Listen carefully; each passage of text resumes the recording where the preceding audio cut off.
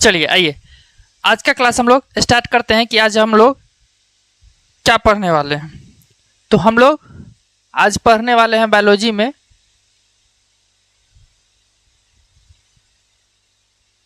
पढ़ने वाले हैं हम लोग पढ़ रहे थे ट्रांसपोर्टेशन पढ़ रहे थे और ट्रांसपोर्टेशन में आज का हमारा टॉपिक है पादपों में परिवहन। आज का जो टॉपिक है हमारा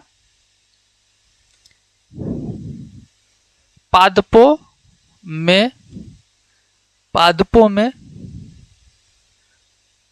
परिवहन। ठीक, पादपों में परिवहन, ट्रांसपोर्टेशन इन प्लांट।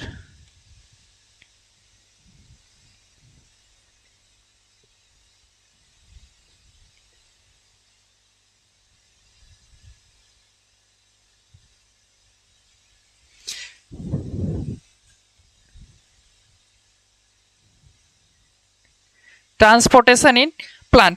तो हम लोग आज चर्चा करते हैं कि ट्रांसपोर्टेशन इन प्लांट में क्या होता है, पादपों में परिवहन कैसे होता है। देख, थोड़ा सा टेक्निकल इशू के कारण क्लास डिस्टर्ब हुआ था। देखिए, पादपों में परिवहन हम लोग को पढ़ना है कि पादप में क्या परिवहन होता है, कैसे परिवहन होता है। तो क्या बोला जा रहा है कि पादप में जो होता है किसी तरह से वो क्या करते हैं, सरल यौगिक लेते हैं, सिंपल जो होते हैं क्या होते हैं, सब्सटेंस लेते हैं। ठीक, जिसको क्या होता है कार्बन डाइऑक्साइड के रूप में लेते हैं। उसके बाद क्या करता है कि प्रकाश संश्लेषण के द्वारा पादप क्या करते हैं, पौधे क्या करते हैं, प्रकाश संश्लेषण के द्वारा ऊर्जा का भंडारण क्लोरोफिल युक्त अंग में करते हैं। ठीक, क्लोरोफिल युक्त अंग जो होते हैं वो क्या होते हैं पौधे में, तो क्लोरोफिल युक्त अंग जो होते हैं पौधे का वो कौन से होते हैं, पत्तियां होती है। ठीक, क्लोरोफिल युक्त अंग जो होते हैं वो कौन से होते हैं, पत्तियां होते हैं। ठीक, पत्तियां होती है।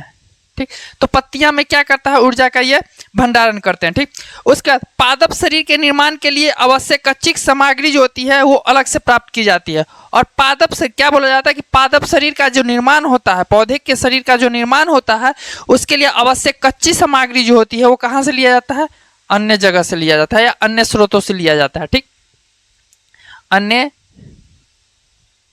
जगह या स्रोतों से लिया जाता है। ठीक, अगले समझ गए होंगे। आगे पौधे के लिए नाइट्रोजन, फास्फोरस तथा दूसरे खनिज लवणों बहुत आवश्यक होती है। ठीक, पौधे के लिए, किसके लिए, पौधे के लिए कौन कौन से, पौधे के लिए नाइट्रोजन। ठीक, पौधे के लिए नाइट्रोजन, पौधे के लिए नाइट्रोजन, नाइट्रोजन के बाद फास्फोरस,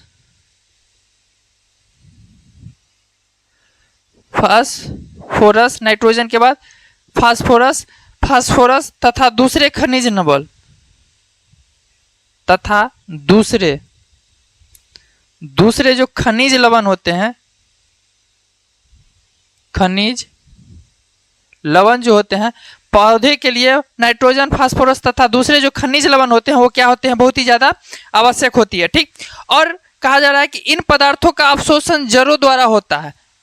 किसका अवशोषण, नाइट्रोजन, किसका अवशोषण, नाइट्रोजन, फास्फोरस और दूसरे जो खनिज लवण है इसका अवशोषण किसके द्वारा होता है, तो इसका जो अवशोषण होता है वो पौधे के जड़ों के द्वारा होता है। किसके द्वारा,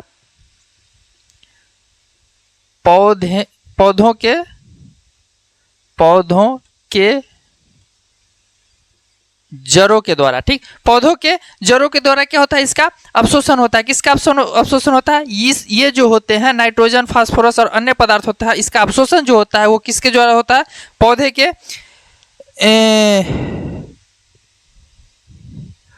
पौधे के जड़ों के द्वारा। ठीक, जो मृदा के संपर्क में होता है, जो किसके संपर्क में होते हैं, जड़ जो होते हैं वो किसके संपर्क में होते हैं, जो मृदा, जिसको मिट्टी बोला जाता है। ठीक, मृदा के संपर्क में होते हैं। आगे है पादप शरीर का एक बड़ा अनुपात अपने उत्तक में मृत कोशिका का होता है। क्या बोला जा रहा है कि पादप शरीर में, ठीक, पौधे के जो शरीर होता है, पौधे के शरीर में क्या होता है कि एक बड़ा अनुपात जो होता है उसमें जो होता है उत्तक जो होती है वो किस, उत्तक जो होता है उसमें कौन सा होता है, मृत कोशिका होता है। ठीक, उत्तक में जो बड़ा अनुपात का उत्तक होता है, पादप शरीर में बड़ा अनुपात जो होते हैं, मतलब कहने के शरीर, पादप शरीर के जो उत्तक होते हैं, पादप शरीर के उत्तक में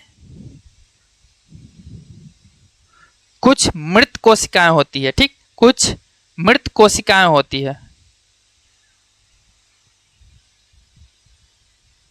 ठीक, कुछ मृत कोशिकाएं होती है। यहां तक समझ गए होंगे। इसके परिणाम स्वरूप पादप को कम ऊर्जा की आवश्यकता होती है तथा वे अपेक्षाकृत धीमी वहन तंत्र प्रणाली का उपयोग कर सकते हैं। देखिए, इसके बाद क्या होता है, इसके परिणाम स्वरूप क्या होता है कि जो पादप होते हैं उसको कम ऊर्जा की आवश्यकता होती है। क्यों कम ऊर्जा की आवश्यकता होती है? क्योंकि उसमें मृत कोशिकाएं होती है, इसीलिए पादप में क्या होता है कि कम ऊर्जा की क्या होती है, कम ऊर्जा की आवश्यकता होती है, ठीक, कम ऊर्जा की आवश्यकता होती है। और कम ऊर्जा की आवश्यकता इसलिए होती है कि वो अपेक्षाकृत धीमी वहन तंत्र, जो मतलब जो वहन तंत्र जो होता है, ट्रांसपोर्टेशन होता है, वो धीमी होना चाहिए, ठीक ना, धीमी वहन तंत्र प्रणाली का उपयोग कर सके, इसलिए इसमें क्या होता है, कम ऊर्जा की आवश्यकता होती है, ठीक। आगे हम लोग पढ़ते हैं।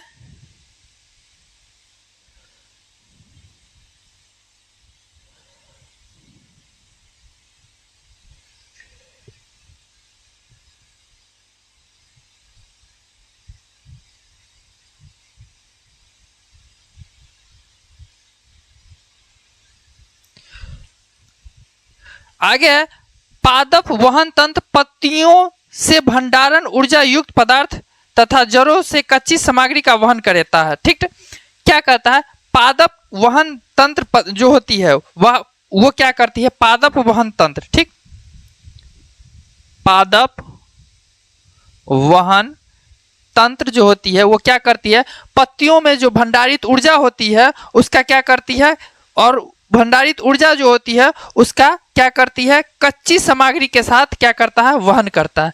पादप वहन तंत्र जो होता है, पत्तियों में जो भंडारित ऊर्जा होती है उसको क्या करती है, जड़ों से कच्ची सामग्री का वहन करता है, ठीक, जड़ों से कच्ची सामग्री के द्वारा उसका क्या करता है, वहन करता है, ठीक। आगे जाइलम जो मृदा से प्राप्त जल और खनिज लवण का वहन करता है। इसमें एक जाइलम होता है, ठीक, जाइलम होता है जो क्या करता है, जाइलम जो होता है जो मृदा से प्राप्त जल और खनिज लवण का क्या करता है, वहन करता है। जाइलम क्या करता है, मिट्टी से प्राप्त क्या होती है, मिट्टी से प्राप्त जो जल और खनिज लवण होता है उसका वहन कौन करता है, तो पादप में जाइलम करता है। जाइलम क्या करता है, मिट्टी से प्राप्त जल और खनिज लवण का वहन कौन करता है, जाइलम करता है। एक फ्लोएम होता है, फ्लोएम क्या करता है, पत्तियों से जहां प्रकाश संश्लेषण में उत्पाद संश्लेषित होते हैं, ठीक ना, ये क्या करता है, फ्लोएम क्या करता है, जाइलम हो गया। दूसरा होता है इस फ्लोएम, ठीक, जाइलम हो गया। दूसरा होता है फ्लोएम। फ्लोएम क्या करता है, ये पत्तियों से जहां प्रकाश संश्लेषण उत्पाद संश्लेषित होते हैं, ठीक, जहां पर प्रकाश संश्लेषण क्या होते हैं, उत्पाद के रूप में संश्लेषित होते हैं, उसका पौधे के अन्य भाग में वहन करता है, ठीक।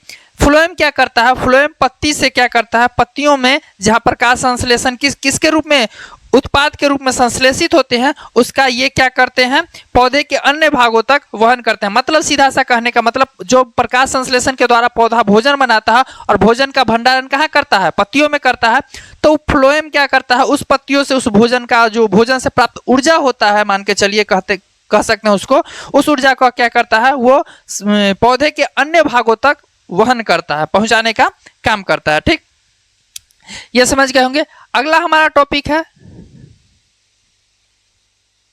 जल का परिवहन,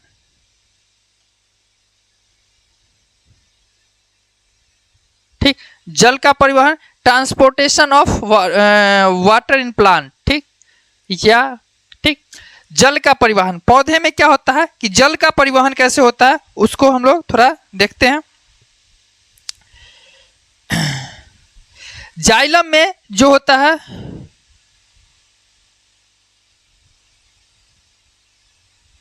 जाइलम उत्तक में जड़ तनों तथा पत्तियों की वाहिकाएं तथा वाहिकाएं आपस में जुड़कर जल संवहन वाहिकाओं का एक सतत जाल बनाती है। क्या बोलती है, क्या बोला जाता है कि जाइलम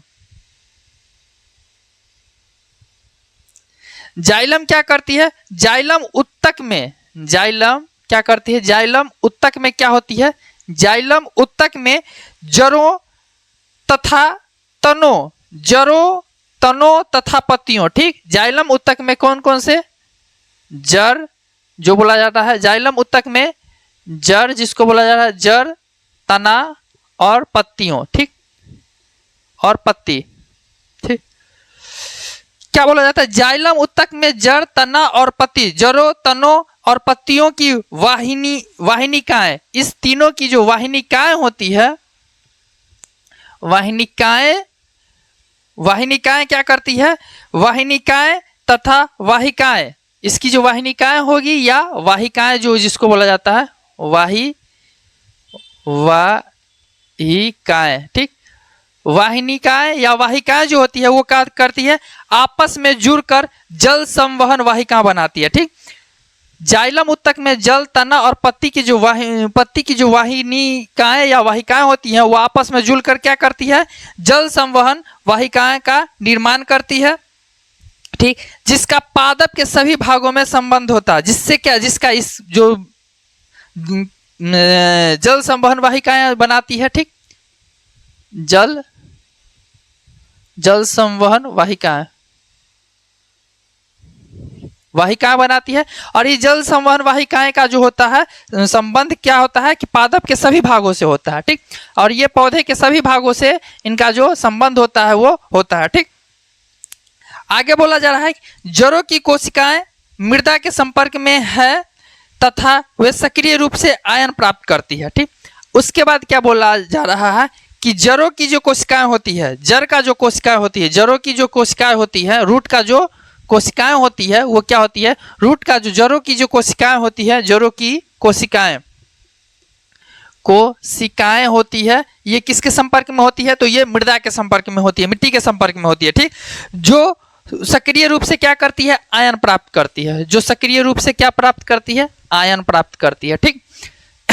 आगे बोल रहा है यह जड़ और मृदा के मध्य आयन सांद्रण में एक अंतर उत्पन्न करता है।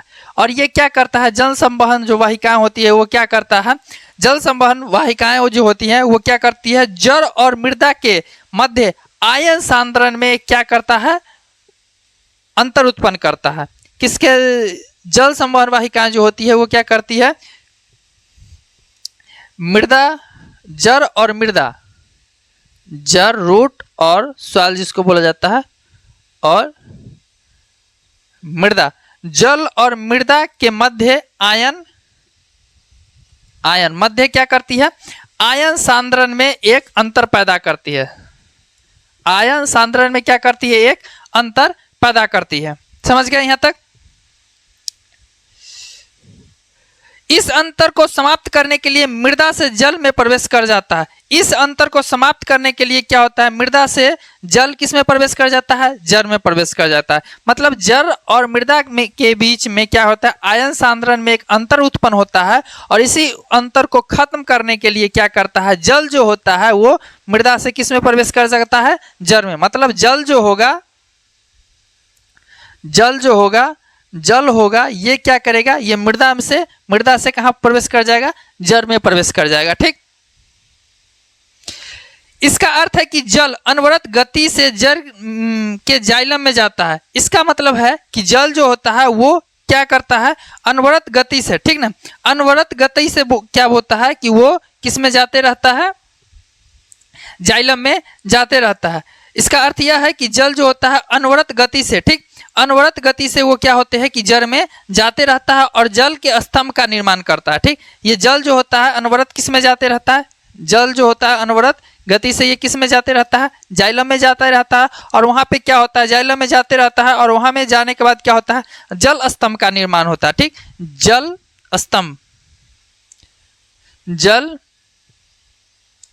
स्तंभ का निर्माण होता है, ठीक। यहाँ पे क्या होता है? जल स्तंभ का निर्माण करता है, जो लगातार ऊपर की ओर जल को क्या करता है? धकेलता है। मतलब जड़ से ऊपर की ओर जल को धकेलने का काम कौन करता है? जाइलम स्तंभ करता है, जो किस में बनता है? जाइलम से बनता है। जब जल जो होता है वो जाइलम के द्वारा, जल जो होता है वो जड़ के द्वारा जाइलम में जाता है, तो उस जल स्तंभ बनता है। और वही जो जल स्तंभ जो होता है वो जल को क्या करता है? नीचे जड़ से लेके ऊपर की ओर धक्का देने का काम करता है, जो कि जल आसानी से पौधे में जा सके। आगे देखते हैं।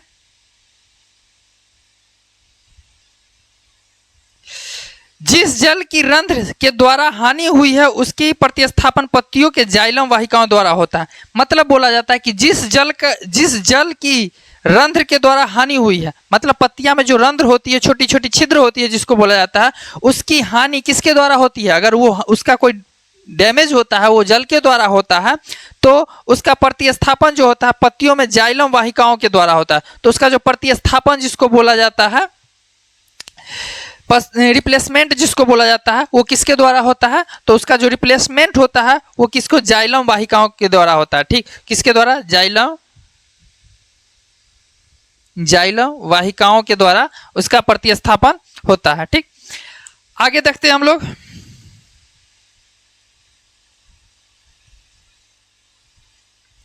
वास्तव में कोशिका से जल के अणुओं का वाष्पन एक चूर्ण उत्पन्न करता है। क्या बोला जाता है कि जब कोशिका से जल में अणु का वाष्पन होता है तो वहां पे क्या होता है?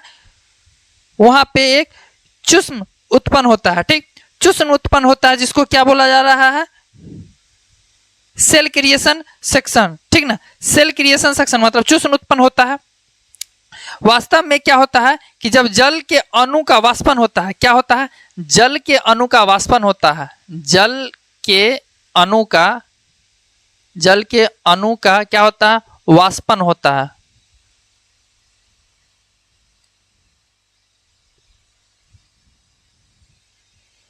जल के अणु का वाष्पन होता है तो क्या होता है? जल के अणु का जो वाष्पन होता है तो उसमें क्या होता है? एक चूर्ण उत्पन्न होता है जो जल को जड़ में उपस्थित जाइलम कोशिकाओं द्वारा खींचता है। चूर्ण उत्पन्न होता है। ठीक, क्या उत्पन्न होता है? इसमें चूर्ण उत्पन्न होता है। ठीक, चूर्ण उत्पन्न होता है। ये चूर्ण जो होता है वो क्या करता है? ये चूर्ण जो होता है वो क्या करता है कि जल के जड़ों में उपस्थित जो जाइलम होती है, जाइलम कोशिकाएं होती है, वो उसके द्वारा वो खींचा जाता है। ठीक, ये चूर्ण किसके द्वारा खींचा जाता है? जड़ में उपस्थित जाइलम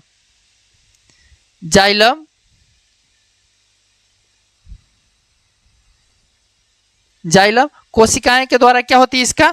इसको खींचा जाता है। ठीक, पादप में वायवीय भागों द्वारा वाष्प के रूप में जल की हानि वाष्पोत्सर्जन कहलाती है। क्या बोला जाता है कि पादप में वाष्पीय भागों द्वारा, ठीक, पादप में किसके द्वारा? वाष्पीय भागों द्वारा,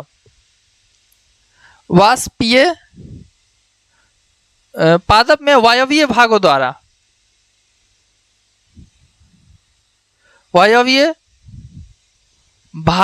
ठीक, वायवीय भागों द्वारा क्या होता है? वाष्प के रूप में, ठीक, वाष्प के रूप में क्या होता है? वाष्प के रूप में जल की हानि होती है, उसी को क्या कहते हैं? वाष्पोत्सर्जन कहलाते हैं, वाष्पोत्सर्जन कहते हैं। ठीक,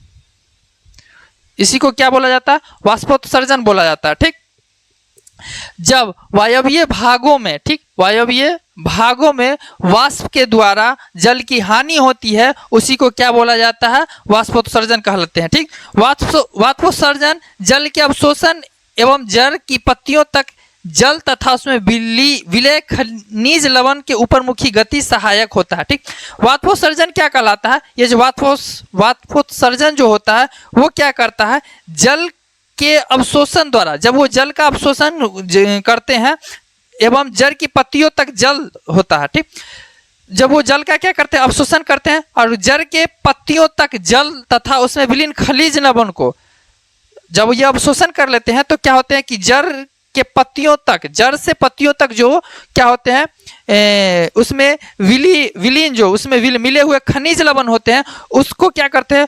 ऊपरमुखी मतलब ऊपर की ओर गति करने में सहायक होते हैं। ठीक, आगे बोला जाता है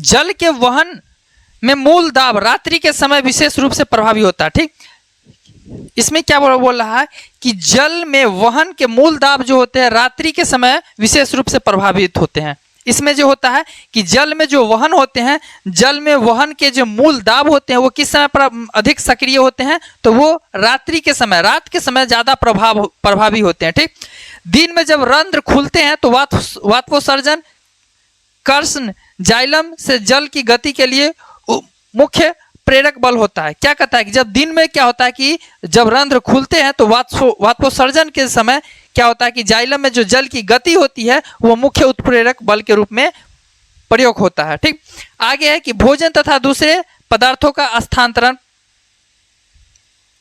आगे है भोजन तथा दूसरे पदार्थों का स्थानांतरण।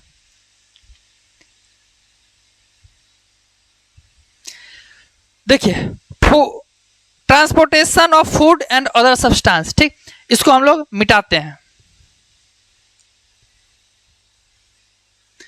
नेक्स्ट टॉपिक है हमारा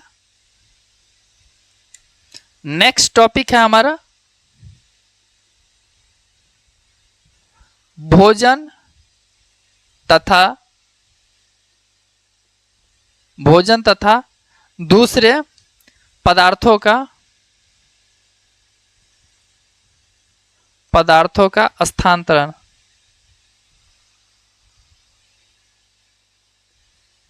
ठीक, इसमें क्या होता है, स्थानांतरण में क्या होता है, प्रकाश संश्लेषण के विलेय उत्पादों का वहन स्थानांतरण कहलाता है। ठीक, इसमें क्या होता है, प्रकाश संश्लेषण का विलेय उत्पाद जो होता है, विलेय उत्पादों। ठीक, विलेय उत्पादों का, प्रकाश संश्लेषण के विलेय उत्पादों का वहन ही क्या बोला जाता है, स्थानांतरण बोला जाता है। ठीक, प्रकाश संश्लेषण के विलेय पदार्थों का वहन क्या बोला जाता है, स्थानांतरण बोला जाता है। ठीक, और यह संवहन ऊतक के फ्लोएम नामक भाग द्वारा होता है। ठीक, और ये किसके द्वारा होता है, तो ये जो होता है संवहन ऊतक के, ये जो होता है संवहन ऊतक के किसके द्वारा, फ्लोएम नामक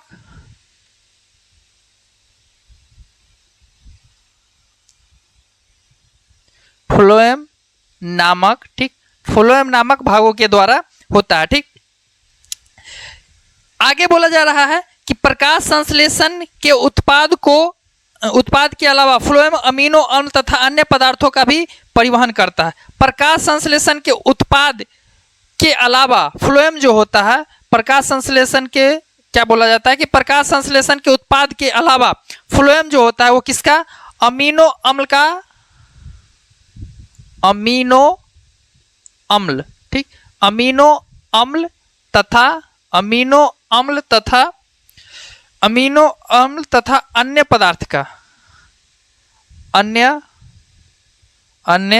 पदार्थ का क्या करता है, अन्य पदार्थ का ये वहन करता है, अन्य पदार्थ का भी ये क्या करता है, वहन करता है।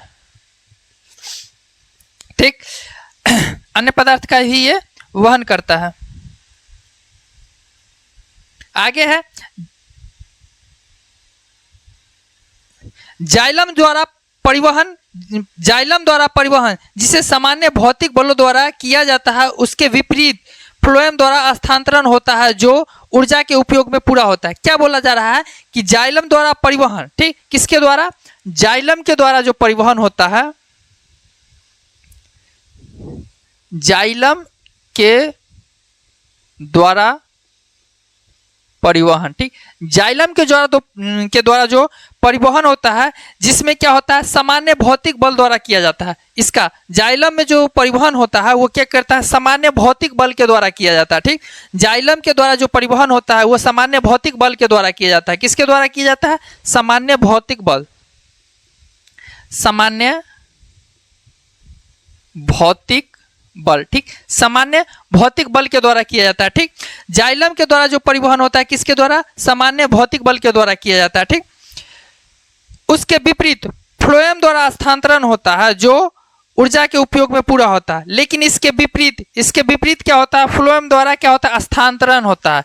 ये क्या होता है, इसके जाइलम के द्वारा परिवहन होता है, मतलब ट्रांसपोर्टेशन किया जाता है। लेकिन फ्लोएम के द्वारा, इसके द्वारा क्या होता है, इसके द्वारा स्थानांतरण होता है। ठीक, इसके द्वारा स्थानांतरण होता है, जो क्या होता है ऊर्जा के उपयोग से पूरा होता है। ये जो स्थानांतरण होता है फ्लोएम के द्वारा, जो स्थानांतरण होता है वो किसके द्वारा होता है, तो ऊर्जा के उपयोग को पूरा करता है। ये ऊर्जा के क्या करता है, ऊर्जा के उपयोग को क्या करता है, ऊर्जा के उपयोग को पूरा करता है। ठीक, ऊर्जा के उपयोग को ये क्या करता है, पूरा करता है। आगे सुक्रोज सरीखे पदार्थ फ्लोएम उत्तक में एटीपी से प्राप्त ऊर्जा से ही स्थानांतरण होती है।